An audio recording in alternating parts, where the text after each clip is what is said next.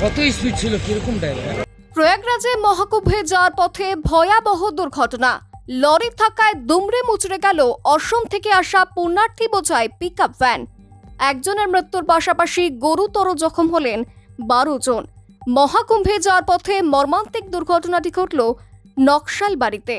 Police ও স্থানীয় সূত্রে জানা গিয়েছে, অসম থেকে 13 জনের একটি পুণ্যার্থীর দল মহাকুম্ভে যাচ্ছিলেন।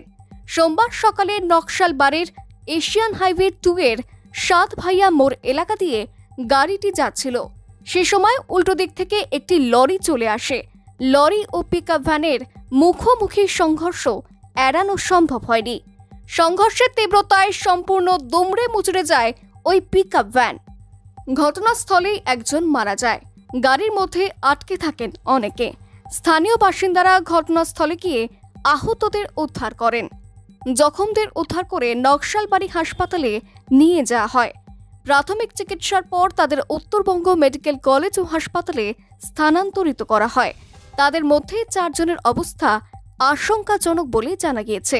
পুণ্যার্থীরা প্রত্যেকেই অসমের বাসিন্দা।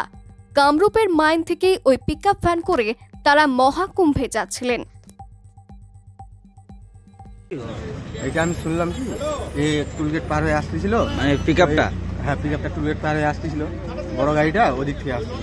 বড় গাড়িটা লরিটা ড্রাইভারটা ঘুমাইছিল, স্যারে ঘুমাই থেকে আইসে এই গাড়িটাকে ডাইরেক্ট মারি। গাড়িতে কতজন ছিল শুনছেন? ওইটা শুনতে পারলাম না। ড্রাইভার ছিল, ড্রাইভারটাকে আমরা বার করলাম। যতগুলো এখানকার গ্রামবাসী আছে স্কুলটা নিয়ে সবাই মিলে বার করলো। কোথায় নিয়ে যাওয়া হলো? নিয়ে গেলো আমাদের নকশালবাড়ি নদী। কোন জায়গায় ঘটনা এটা? স্কুল নাকি? কি নাম আপনার? আমার নাম রমজান।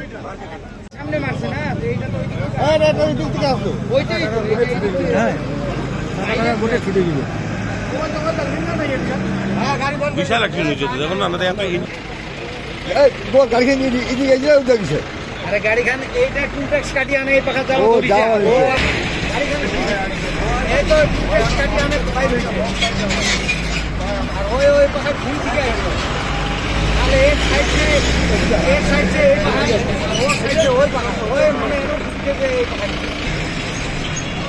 ওই সাইডে ছুঁড়ে গেল। ওই বাইরে